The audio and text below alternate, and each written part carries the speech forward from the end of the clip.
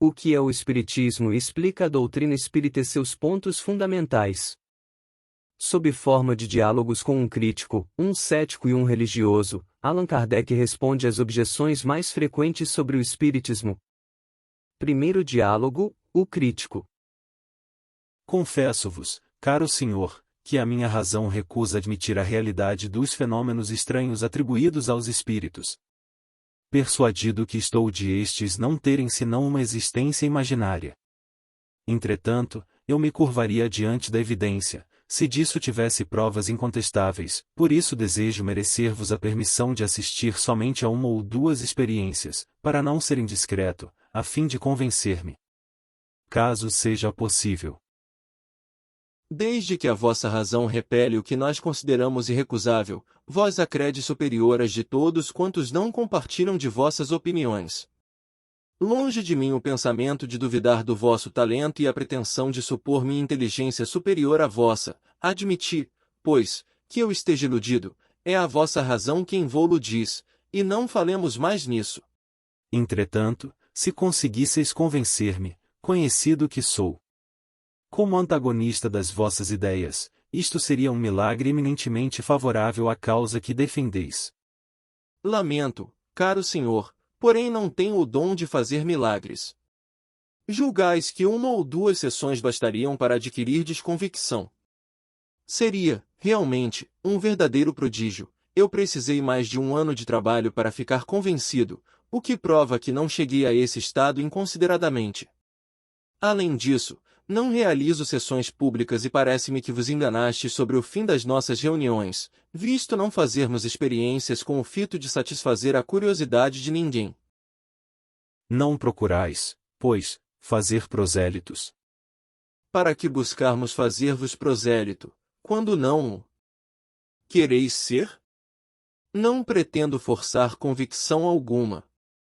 Quando encontro pessoas que sinceramente desejam instruir-se e dão-me a honra de pedir-me esclarecimentos, folgo e cumpro um dever respondendo-lhes nos limites dos meus conhecimentos. Quanto aos antagonistas, porém, que, como vós, têm convicções arraigadas, não tento um passo para delas arredá-los, atento a que é grande o número dos que se mostram bem dispostos, para que possamos perder o nosso tempo com aqueles que o não estão. Estou certo de que, diante dos fatos, a convicção há de vir, mais tarde ou mais cedo, e que os incrédulos hão de ser arrastados pela torrente. Por ora, alguns partidários, de mais ou de menos, nada alteram na pesagem, pelo que nunca me vereis incomodado para trair as nossas ideias, aqueles que, como vós, sabem as razões que têm para fugir delas. Há mais interesse em convencer-me do que o supondes. Permitis que me explique com franqueza e prometeis-me não ver ofensa alguma nas minhas palavras. São as minhas ideias sobre a coisa em si, e não sobre a pessoa a quem me dirijo. Posso respeitar a pessoa, sem participar de suas opiniões. O homem pode enganar-se, deixar-se iludir, sem que, por isso, seja louco. Dizei logo, acreditais, como muitos, que isto é moda que durará certo tempo, mas deveis convir que um passatempo que, em alguns anos, tem conquistado milhões de partidários, em todos os países, que conta entre seus adeptos sábios de toda a ordem, que se propaga de preferência nas classes mais esclarecidas, é mania singular, que merece examinada. Tenho minhas ideias a respeito, é certo, porém elas não se acham tão absolutamente firmadas, que não consintem sacrificá-las à evidência. Disse-vos que teríeis certo interesse em me convencer.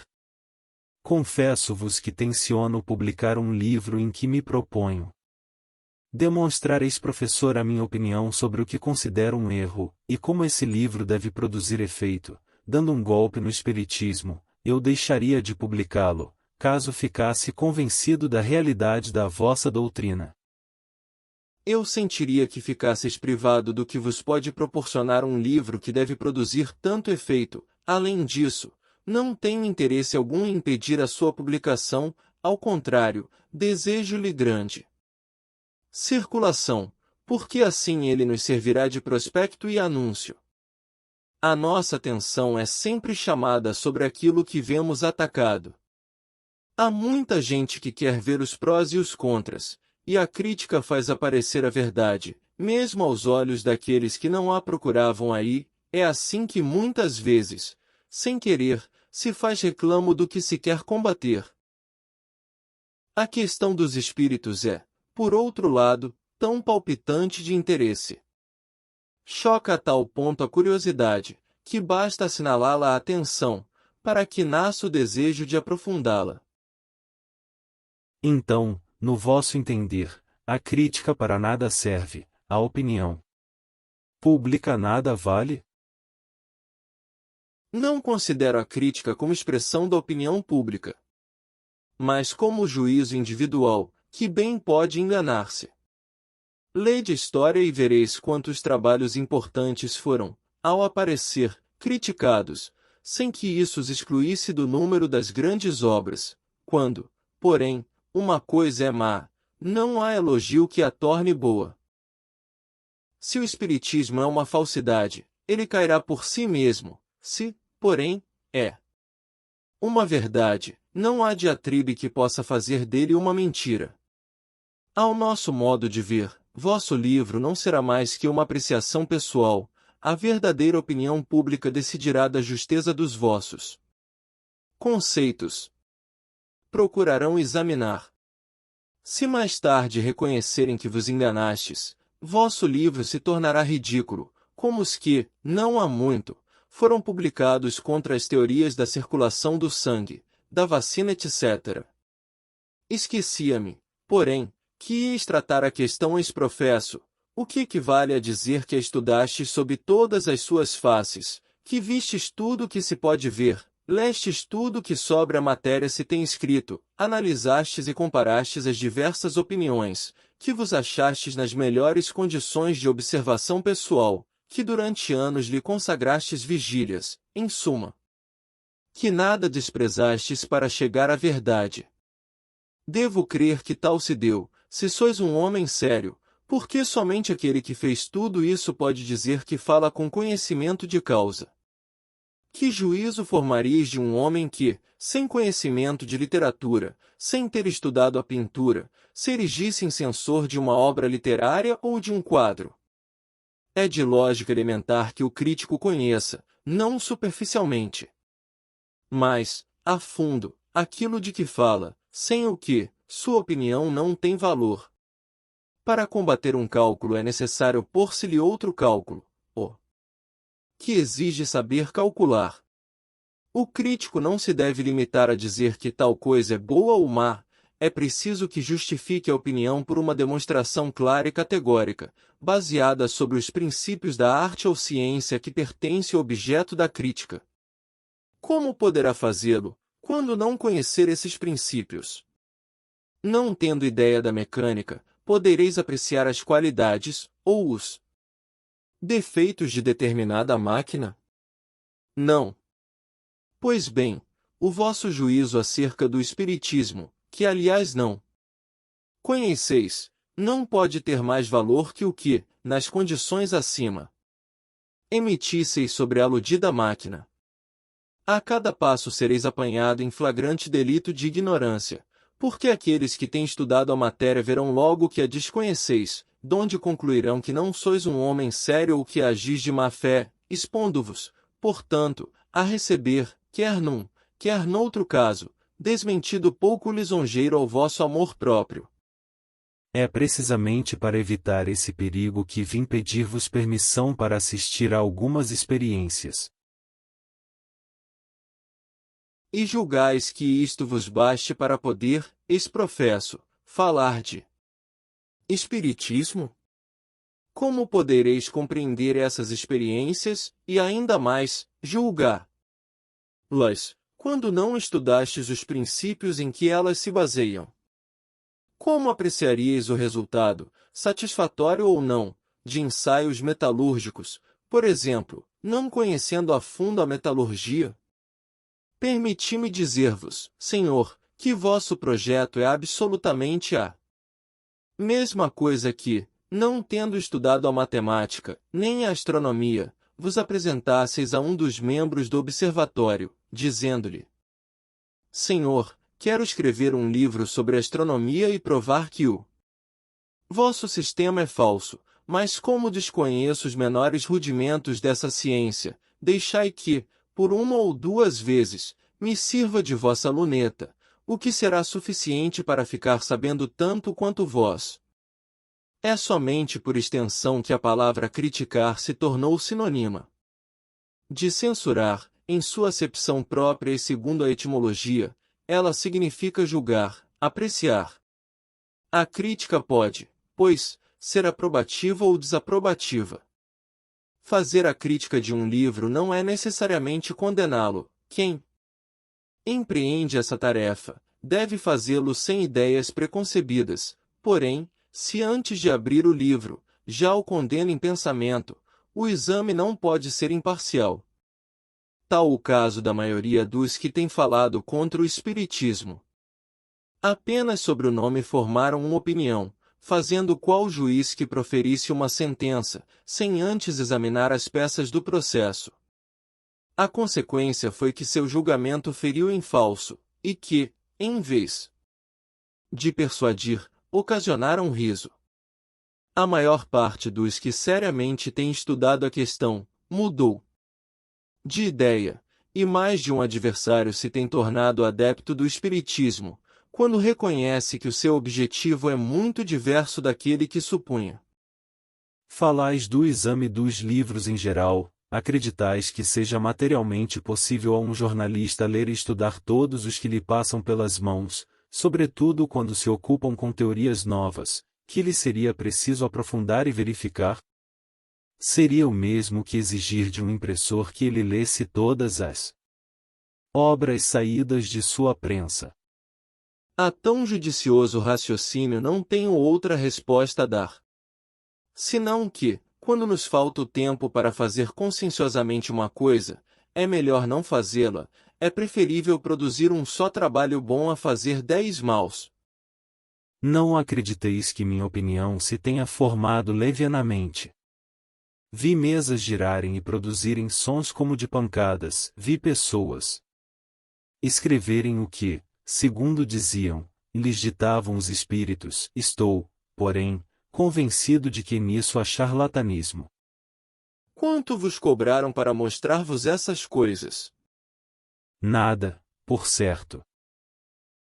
Ora, aí tem de charlatães de uma espécie singular, que vão reabilitar o nome da sua classe. Até o presente não se tinha ainda visto charlatães desinteressados. Suponhamos que um gaiato de mau gosto tenha querido uma vez divertir-se assim, será crível que as outras pessoas presentes pactuassem com ele? Ademais, com que fim se fariam elas cúmplices de uma mistificação? Direis que com o fim de recriar a sociedade. Concordo em que uma vez se prestassem a tal brinquedo, porém, quando esse brinquedo dura meses e anos, julgo que o mistificado é o próprio mistificador. Não é provável que, só pelo gosto de fazer que creiam em uma coisa que ele sabe ser falsa, alguém vá passar horas inteiras, imóvel, agarrado a uma mesa. O gosto não equivaleria à pena. Antes de julgar isso uma fraude, é preciso indagar que interesse havia em enganar. Ora, não deixareis de convir que há pessoas que se não coadunam com a mais leve suspeita de embuste, pessoas cujo caráter já é uma garantia de probidade. Coisa muito diversa seria se tratasse de uma especulação, porque a tentação do ganho é má conselheira, mas admitindo mesmo que, neste último caso, ficasse bem comprovado o manejo fraudulento, isso em nada ofenderia a realidade do princípio, porque de tudo se pode abusar. Por vender-se vinho falsificado, não se deve concluir que não existe vinho puro. O espiritismo não é mais responsável pelos atos daqueles que abusam desse nome e o exploram, do que o é a ciência médica pelos atos dos charlatães que impingem suas drogas, ou a religião pelos dos sacerdotes que iludem seu ministério. Por sua novidade e mesmo por sua natureza, o espiritismo se presta a abusos. Ele, porém, fornece os meios para que os reconheçam, definindo claramente seu verdadeiro caráter e afastando de si toda a solidariedade com aqueles que o viriam a explorar ou desviar do seu fim exclusivamente moral, para transformá-lo em meio de vida, em instrumento de adivinhação ou de investigações fúteis. Desde que o Espiritismo mesmo traça os limites em que se encerra. Define o que pode ou não dizer ou fazer, o que está ou não em suas atribuições, o que aceita e o que repudia. Toda a falta recair sobre aqueles que, não se dando ao trabalho de estudá-lo, o julgam pelas aparências e que, por terem encontrado saltimbancos adornando-se sob o nome de espíritas, para chamar concorrência, dizem com gravidade: eis o que é o espiritismo. Sobre quem, em definitivo, cairá o ridículo? Será sobre o saltimbanco que usa do seu ofício? Será sobre o espiritismo, cuja doutrina escrita desmente tais asserções? Ou, antes, sobre os críticos que falam do que não sabem ou de, cientemente, alterarem a verdade? Aqueles que atribuem ao espiritismo o que é contrário à sua mesma ciência, fazem-no por ignorância ou má intenção, no primeiro caso a leviandade, no segundo, má fé. E, neste último caso, eles se colocam na posição do historiador que, no interesse de sustentar um partido ou uma opinião, alterasse os fatos históricos. Quando usa desses meios, o partido fica desacreditado e não consegue o seu fim. Notai bem, cavalheiro, que eu não pretendo que a crítica deve necessariamente aprovar nossas ideias, mesmo depois de as haver estudado. Não nos revoltamos de forma alguma contra os que não pensam como nós. O que é evidente, para nós, pode não ser para vós outros, cada qual julga as coisas debaixo de certo ponto de vista, e do fato mais positivo nem todos tiram as mesmas consequências. Se um pintor, por exemplo, pinta em seu quadro um cavalo branco, não faltará quem diga que essa cor faz aí mau efeito, que a cor negra conviria mais, e nisto não se comete erro. Cometer-se-á, porém, se, vendo que o cavalo é branco, afirmar que é negro, é o que faz a maioria dos nossos adversários. Em resumo, senhor, todos têm completa liberdade de aprovar ou censurar os princípios do Espiritismo, de deduzir deles as consequências boas ou más que lhes aprover, porém a consciência impõe ao crítico a obrigação de não dizer o contrário do que ele sabe que é. Ora, para isso, a primeira condição é não falar do que não conhece. Voltemos, por favor, às mesas que se movem e falam. Não será possível que elas sejam preparadas com algum artifício? É sempre a mesma questão de boa-fé, a que já respondi. Quando a fraude for provada, eu vô-la reconhecerei, se descobrirdes fatos demonstrados de embuste, charlatanismo, especulação ou abuso de confiança, fustigai-os e eu desde já vos declaro que não irei defendê-los, porque o espiritismo sério é o primeiro a repudiá-los, e quem assinalar tais abusos o auxilia no trabalho de preveni-los e lhe presta importante serviço. Porém, generalizar essas acusações, lançar sobre elevado número de pessoas honradas a reprovação que só cabe a alguns indivíduos isolados, é um abuso de outro gênero, porque é uma calúnia. Admitindo, como dissestes, que as mesas estivessem preparadas, era preciso que o mecanismo empregado fosse bem engenhoso para fazê-las produzir movimentos e sons tão variados. Ora, como não é ainda conhecido o nome do hábil artista que os fabrica? Entretanto, ele deveria gozar de grande celebridade, visto que seus aparelhos estão espalhados pelas 5 partes do mundo. Devemos também convir que o seu processo é assaz delicado e sutil. Para poder adaptar-se à primeira mesa que se apresenta, sem deixar sinal algum exterior que o denuncie. Como é que, desde Tertuliano, que já tratava das mesas giratórias e falantes, até o presente ninguém conseguiu ver e descrever tal mecanismo. Eis o que vos ilude. Um célebre cirurgião reconheceu que certas pessoas podem, pela contração de um músculo da perna, produzir um ruído semelhante ao que atribuís à mesa, donde concluiu que os médiuns se divertem à custa da credulidade dos assistentes. Se há um estalido do músculo, não é então a mesa que está preparada. Uma vez que cada qual explica a seu modo essa pretendida fraude, fica reconhecido que a verdadeira causa não é sabida. Respeito a ciência desse sábio cirurgião, e somente acho que se apresentam algumas dificuldades na aplicação, às mesas falantes, da teoria indicada. A primeira é que é singular que essa faculdade, até o presente excepcional e olhada como um caso patológico, se tenha tornado comum. A segunda, que é preciso ter-se robustíssima vontade de mistificar, para fazer estalar o músculo durante 2 ou 3 horas consecutivas, quando disso não resulte a quem assim procede senão fadiga e dor. A terceira, que eu não compreendo bem como pode esse músculo responder às portas e paredes em que as pancadas se fazem ouvir. A quarta, finalmente, que é necessário dar-se a esse músculo estalador uma propriedade bem maravilhosa, para que ele possa mover uma pesada mesa, levantá-la, abri-la, fechá-la, conservá-la suspensa sem ponto de apoio, e, finalmente, fazê-la despedaçar-se ao cair.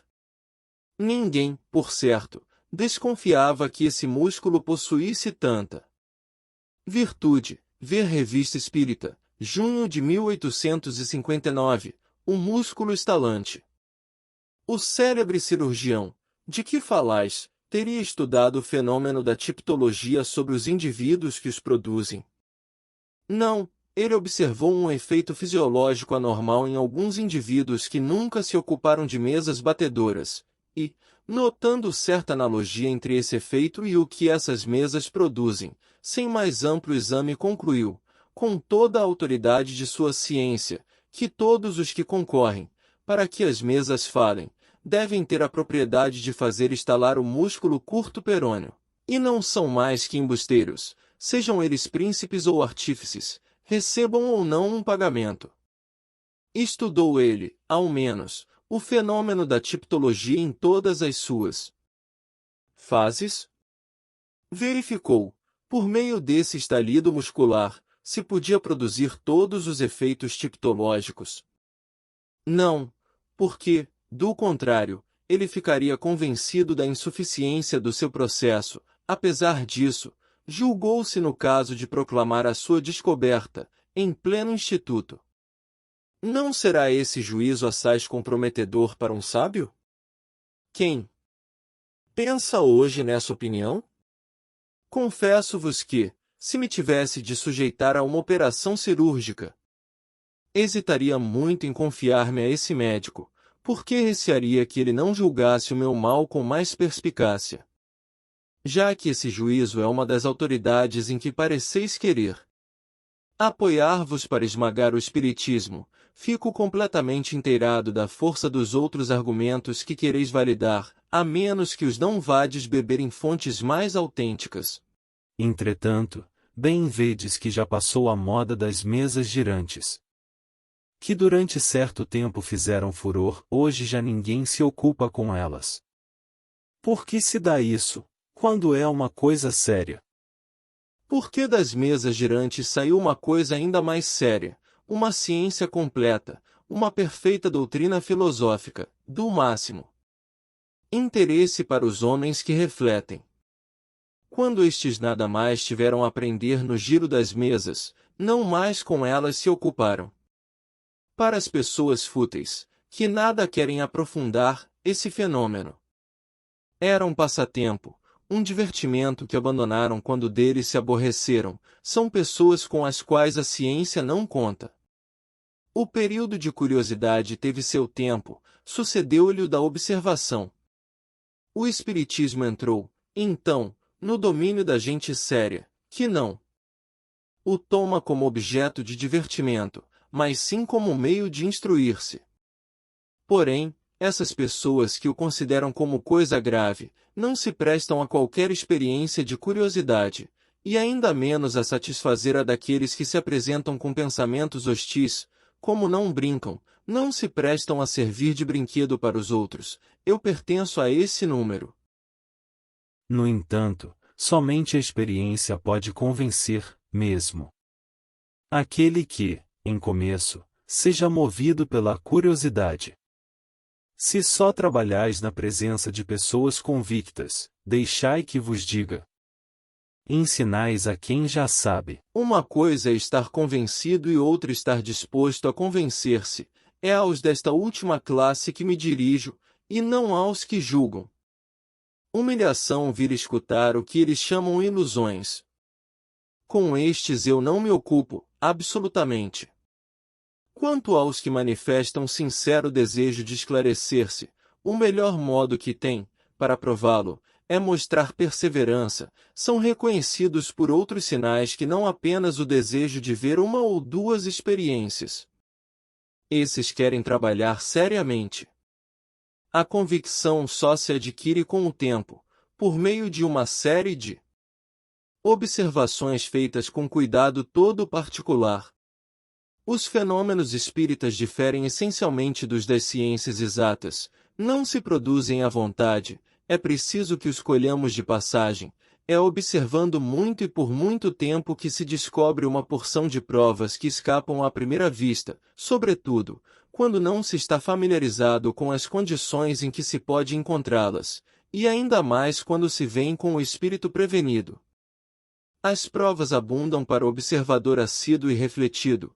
Uma palavra, um fato aparentemente insignificante, é para ele um raio de luz, uma confirmação, ao passo que tais fatos não têm sentido para quem os observa superficialmente ou por simples curiosidade. Eis porque não me presto a fazer experiências sem resultado provável. Enfim, tudo deve ter começo.